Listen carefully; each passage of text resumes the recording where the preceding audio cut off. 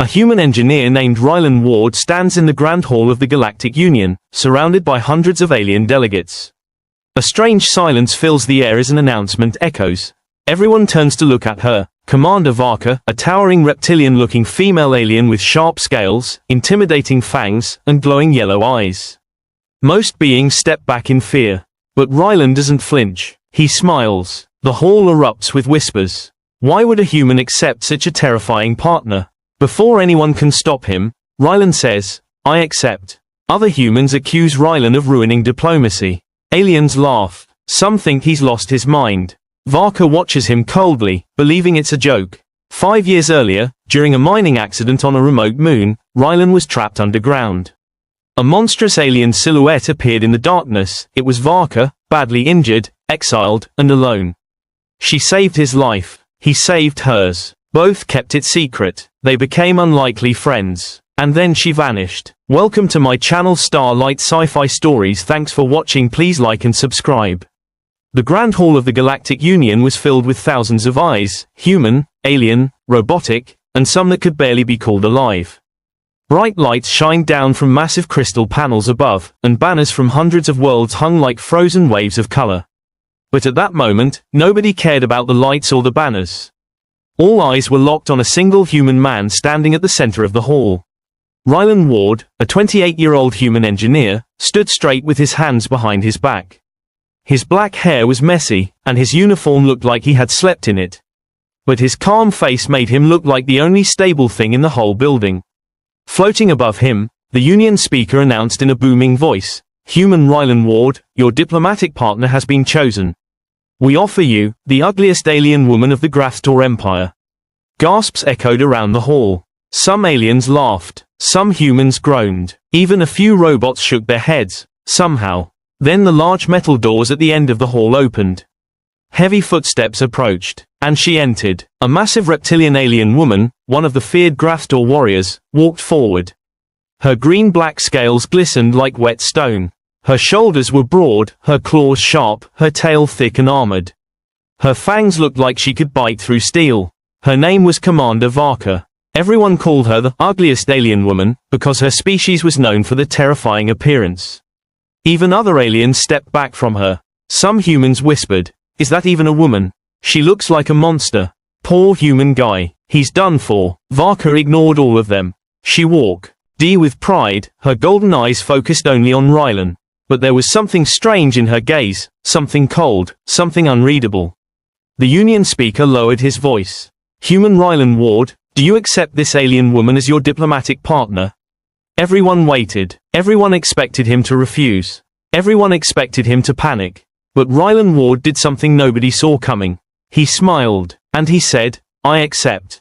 The hall exploded with noise. Shouting, laughing, shock, confusion. Why would a human accept such a partner? Why would he step into the most feared empire with no hesitation? Varka stared at him with a sudden sharpness, as if she was scanning his soul. She did not understand. She expected insult, disgust, fear, but he gave none of those. He simply nodded at her like they were old friends. But nobody knew the truth. Nobody knew that Rylan had met Varka 5 years before, in a dark place where both of them were supposed to die. Flashback, 5 years earlier the mining moon of Arcton4 was known for its unstable tunnels. Rylan had been working as a field engineer when an earthquake ripped the mine open. He fell into a deep cavern, breaking his leg and dropping his equipment. He thought he was alone in the darkness. But then he heard a growl. A monstrous figure crawled from the shadows. Thick scales, sharp teeth, yellow eyes. Rylan was sure he was about to die. But the creature, Varka, collapsed right in front of him. She was wounded, bleeding from her side, barely conscious. Her breathing was ragged. She whispered something in a language he didn't know. Even though she looked terrifying, Rylan couldn't ignore someone who needed help. He dragged himself to her, tied a pressure band around her wound, and used what little light he had to examine her injuries. She tried to push him away weakly, confused why a human helped her. But he stayed. For 2 days, they were trapped together. They couldn't speak the same language at first, but slowly, painfully, they began to understand each other. She saved him when a rockslide nearly crushed him. He saved her when her wound got infected. 2 enemies who were never meant to meet survived together. When rescuers finally arrived, Varka disappeared into the tunnels before they could see her. She didn't want her people to know she had been weak, or that she had been saved by a human. Before leaving, she had said one clear thing in broken English: "We will meet again, human. Do not tell anyone about me." Rylan never forgot her. Back to the present, the hall. As the hall calmed down, Varka stepped closer to Rylan. She leaned her head down, almost at his level, and spoke in a quiet, threatening voice only he could hear. "Why did you accept?" Rylan kept his calm smile. "You saved my life once." Her eyes widened slightly. "You remember," she said. "Of course," he answered. "No one should know," she warned. "I didn't tell anyone." Varka studied him for a moment, then straightened her huge frame. For a second, something like respect flickered in her eyes. But only for a second. The journey begins a few hours later. Rylan and Varka boarded a diplomat transport ship heading toward the borders of the Graftor Empire.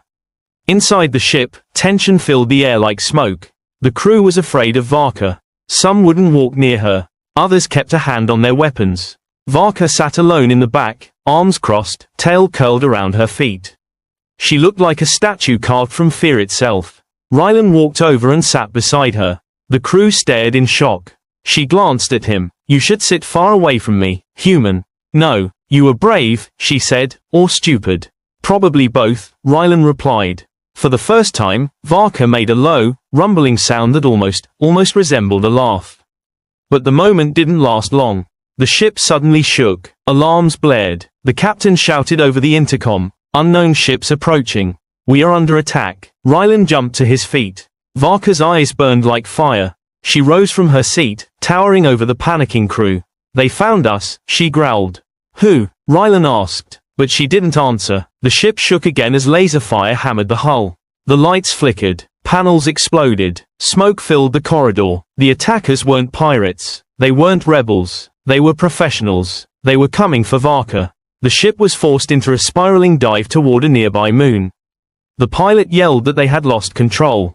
Varka grabbed Rylan and pulled him behind her massive armored body. "Stay behind me," she ordered.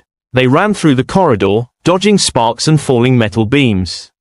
An explosion tore open the side of the ship, and a squad of armored assassins entered through the breach. Their weapons all pointed at Varka. "Give us the female," the leader shouted. Varka stepped forward, her claws spreading, her voice low and deadly. "Try." The corridor turned into chaos. Varka fought like a force of nature, slamming enemies into walls, crushing armor with her claws, blocking blaster shots with her scales. But she was outnumbered. One assassin fired a shot that hit her in the shoulder. She roared in pain. Rylan grabbed a pipe from the wall and swung it at the attacker's helmet, knocking him off balance. Another one aimed at Rylan. Varka leaped forward and shielded him, taking the hit across her back. Her armored scales shattered. She collapsed to one knee. "Why?" she growled. "Why help me?" Rylan grabbed her arm and pulled her up. "Because you helped me F.I.R.S.T." Her gaze softened for the first time. But the battle wasn't over. The ship's engines exploded. They were falling. Escape pod chaos. Rylan dragged Varka toward the emergency pods as the ship tore apart. The floor shook violently beneath them. Air roared through broken sections of the hull. Varka stumbled, her blood dripping onto the metal floor. "Leave me," she said weakly. "I am too heavy. Pod will not hold." "Shut up and move," Rylan said. She blinked at him in disbelief. He pushed her into the pod and strapped her in.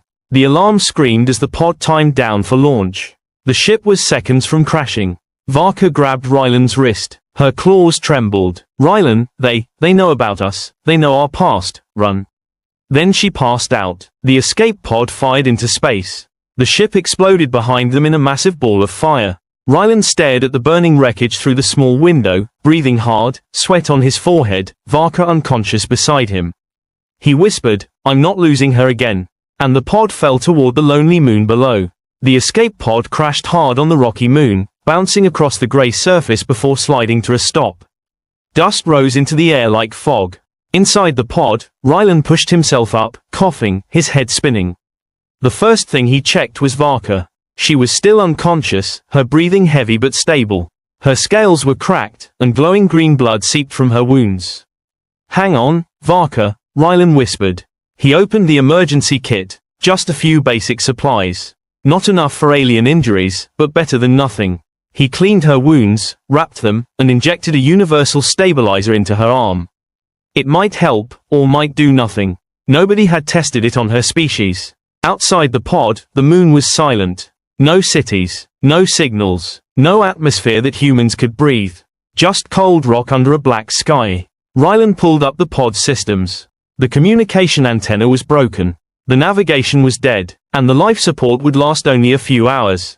They were trapped. He looked down at Varka again. Her huge form took up most of the pod.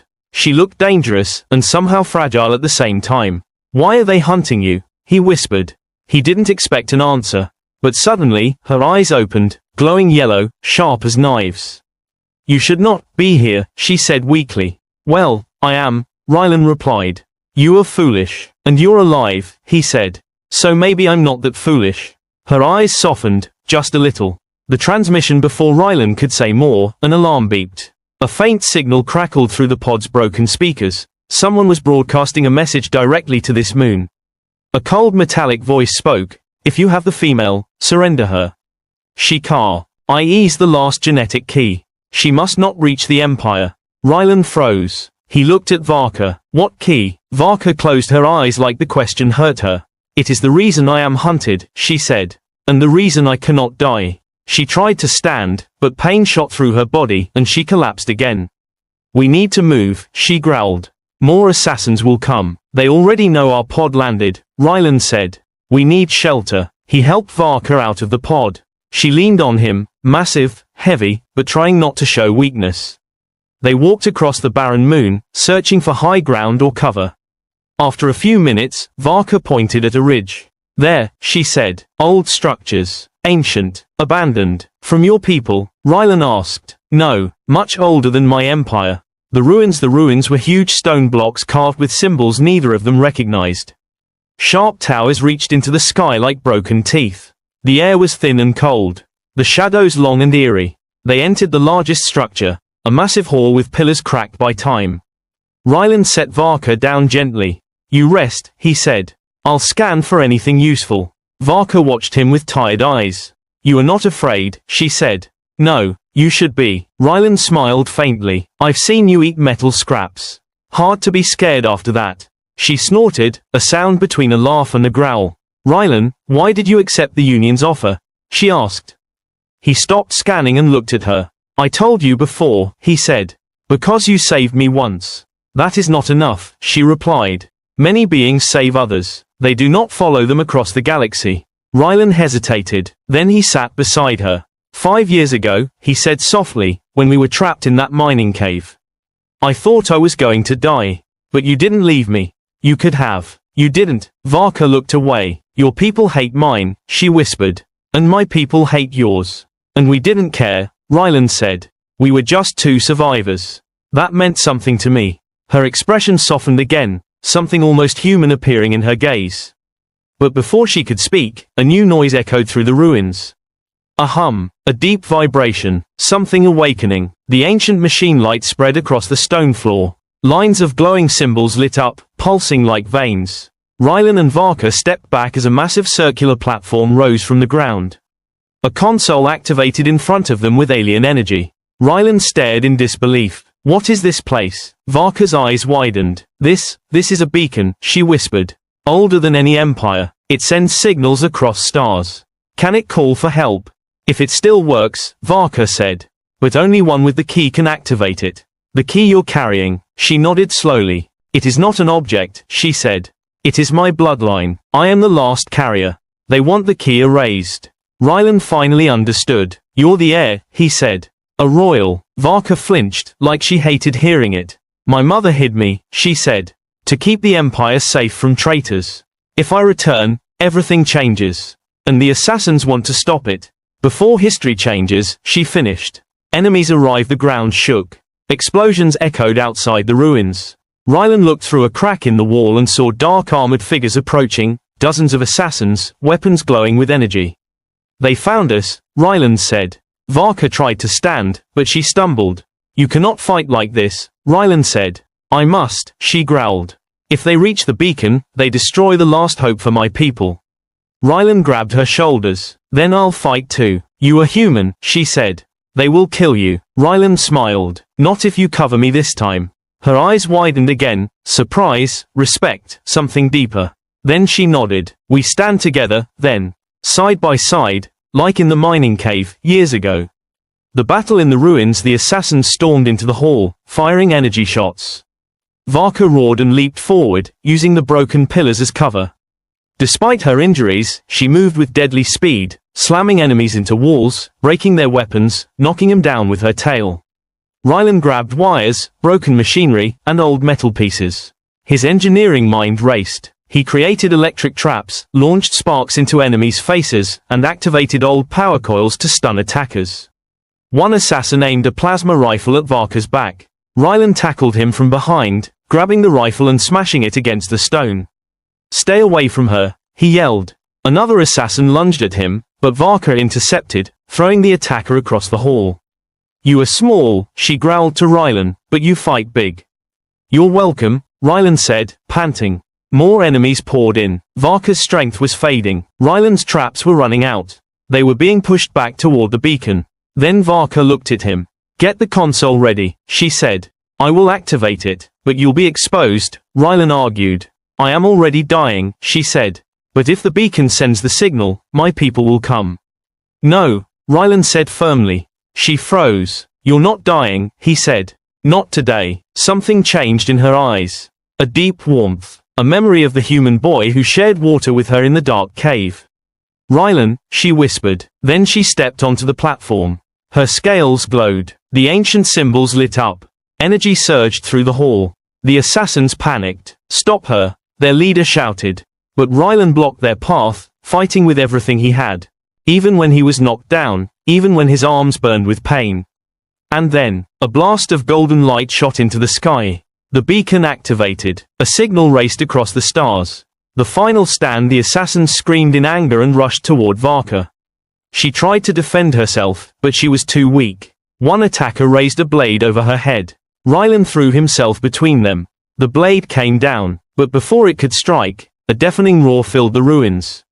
A massive shadow descended from the sky. A ship, a warship, Graftor. The assassins looked up in horror. A volley of plasma fire rained down on them, wiping them out instantly. The warship landed, the ramp opened, and the Graftor Empress stepped out, towering, armored, with eyes just like Varka's but older, wiser, and filled with fury.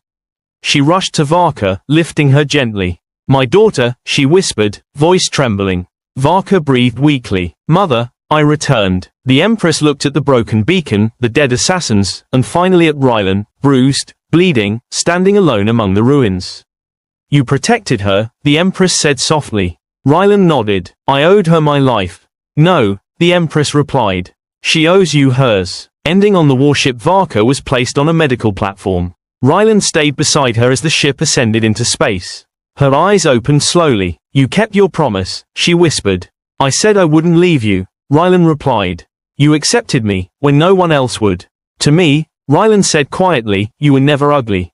Her eyes softened, deep, warm, full of something she had never felt before. The Empress approached them. Human Rylan Ward, she said, for saving the heir to our empire, you are now a friend of the Graftor. You will always be welcome among us. Rylan bowed his head. Varka reached out and took his hand in her huge clawed one. Walk with me, she said softly. And he did. Two unlikely souls, side by side again, not survivors this time, but something far more powerful. A human, an alien princess, a bond strong enough to change galaxies.